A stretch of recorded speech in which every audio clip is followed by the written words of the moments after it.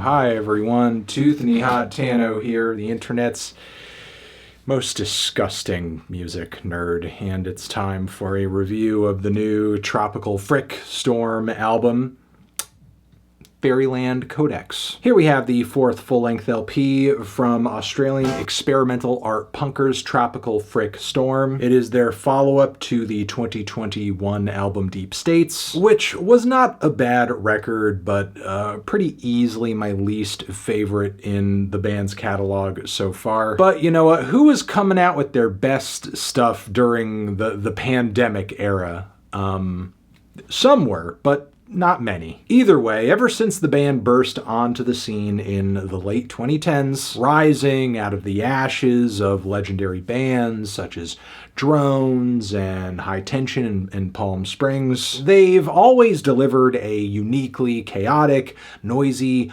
art punk style, paired with songs that reflect our modern-day dystopia pretty accurately. They came really bold out of the gate with their debut album, A Laughing Death in Meat Space, a record which, going back to it, it really does sound like a post-industrial psych punk horror. I feel like I'm listening to the world melting with that album. And interestingly, this new LP over here hits us with a bit of cover art that seems to call back to that record. So I went into this one wondering what Tropical Frick Storm is going to do here. Go back to their roots, repeat themselves, or forge new ground? I mean, their sound typically comes across pretty challenging a lot of the time, and again, experimental. They don't exactly seem like the sort of group that's eager to repeat themselves. And I will say the first track on the record, IRUKANDJI Syndrome, in a lot of ways is pretty standard Tropical Fuck Storm. You've got this twisted, warped, sinister brand of art rock with an edgy, punky flair, snide talk-sung vocals from Gareth Lydiard, backed up with this firestorm of bright and fiery vocal harmonies from Fiona Kitchen as well as Erica Dunn. It's a roller coaster of a jam with an intensely noisy crescendo. So yeah, the track does bring a lot of familiar grooves and sounds if you've heard the band's previous stuff. However, I do think quality-wise it can go toe-to-toe with some of the best tracks off the band's first two records, so I'm not exactly complaining. And then from here, I was surprised to find that the rest of the album actually becomes Tropical Fuck Storm's most despondent, most tortured, really darkest album yet. And going in this direction has resulted in tracks that are sometimes harrowing, sometimes profoundly sad, and even sometimes beautiful. The song Goon Show, which was a single to this album, is like a long, patient march into oblivion. Really one of the band's most foreboding songs yet, with an absolutely demented guitar solo that is just truly beyond words. And while this track and many others on the record do have a very kind of slow burn progression to them, there's always a big, epic and sometimes dark payoff to make the wait worth it. I also love how prominent Fiona and Erica's vocal harmonies are getting on a track like this, really making the chorus snap. After this, though, we have Stepping on a Rake, which is not quite as much geared toward the state of the world. It's more of a sad-ass love song, although I hesitate to just call it a love song. I mean, in some ways, it is about as heartening as I think a TFS song can get. It's got an oddly beautiful ending, and there are parts of the lyrics that read as genuinely sentimental, but then there are other passages that just read as desperately devoted. It's an emotionally complex song for sure. One that, even though I don't know where exactly to land on it, it still feels like a gut punch emotionally when I'm listening to it in the moment. Moving on, while Gareth has done the lion's share of the singing up until this point on the album, and the singing on a majority of the band's records, going deeper into the LP on the next track, the band does more to kind of share in the vocal duties, with Fiona and Erica really taking center stage here, and the end result is a track that kind of sounds like if Sleater-Kinney was going for I don't know, a song that was maybe slightly inspired by Pink Floyd's The Wall Part 2. Not only in terms of the grooves and the bass lines at the song's spine, but also a lot of the social commentary going on in the lyrics, as we do seemingly have some bars here that seem to kind of take it to the rich bastards that run society, or at the very least are very well-to-do or materialistic. There's also a rocking ending on this track with just these desperately shouted scream refrains of "Can You Recover" that really makes the song stick emotionally. The title track takes an interesting turn after this. It is surprisingly going in an acoustic direction, but the band still manages to make their trademark off-kilter sound and dejected energy translate, with the occasional folk freak-out moment here and there that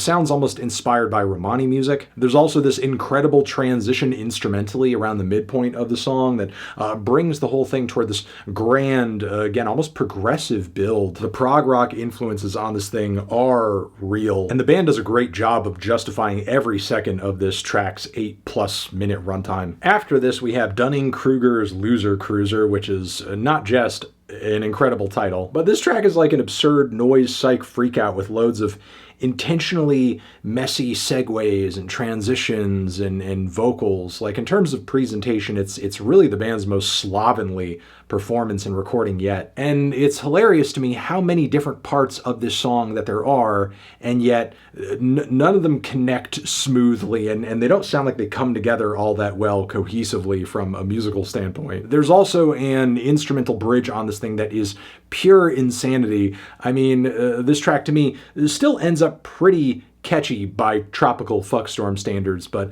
it seems like they went into it trying to challenge themselves. Can we come up with a song that has several different operating parts and make them sound as disjointed as possible? I'm also appreciating deeply the lyrics on this track that are all about having a private life, sharing too much, or, like worries of surveillance. Bloodsport is a pretty rockin' number on the back end of the track list, which I think was kind of a necessary add. Just kind of breaks up the flow of the track list a bit. Fiona and Erica smash it vocally on this one once again. And then the final moments of the LP, I feel like I can only describe as chilling. Joe Meek Will Inherit the Earth is another wonderful slow burner. With Bye Bye Snake Eyes, the band manages to pull together really their prettiest song ever. And the closing track features one of the hardest contrasts on the entire LP. You really have Gareth digging into the most somber vocal performance on the entire record, and then the way that transitions into the shouts and refrains of "murderers, murderers" is just absolutely insane and quite disturbing. I mean, overall, I did love this record, but in some respects, I am a little torn on it, because I feel like I would have liked to have had maybe a bit more time with it and listens to it. I'm not exactly sure what I would get out of doing so outside of, maybe some more accurate descriptions of some of the sonic details of the closing tracks on the record, which, I mean, believe me, are instrumentally very impressive, despite how all over the place and noisy they are. I mean, I really respect this band's devotion and just the way that they nail this kind of sound and vibe of a controlled chaos. And on this record, better than any of their other LPs, they're able to effectively balance that with a lot of musical ideas and sentiments that are quite emotional and beautiful. Whereas previously, Tropical Fuckstorm's best moments in their back catalog are more, I would say, guided by a viscera and an aggression, a more explosive type of chaos. So, I mean, I do say yes, I would have maybe liked a little bit more time to digest this thing, because it is so tangled, it is so wild of an album, but simultaneously, I didn't really have that time, because the more I listened to this record, and I was enjoying it for sure, but the more I listened to it, the more this just ugly, horrid, dark thunderstorm cloud was building over my brain and legitimately making me depressed. And at one point, I just had to pull out, because I was like, you know what? I'm liking what I'm hearing. It's very entertaining. It's very interesting. I think it is either their best crop of songs yet, or at the very least, the best crop of songs since their debut album. But the record and its material and its performances are so goddamn hitting, like a giant ton of bricks being dropped on my head, that it is severely damaging my emotional state at the moment, and I need to really put it down and probably come back to it at another point to get a bit more out of it. Yeah, I was a little skeptical and on the fence with some of the singles leading into this record, but I would say for the most part that's because like the songs on this album truly are growers. They truly are slow burners. Outside of maybe the intro and one or two other songs, like they're not really going to hit with you, I think, on the first listen immediately. These tracks, you've really got to let the flames that they are built off of engulf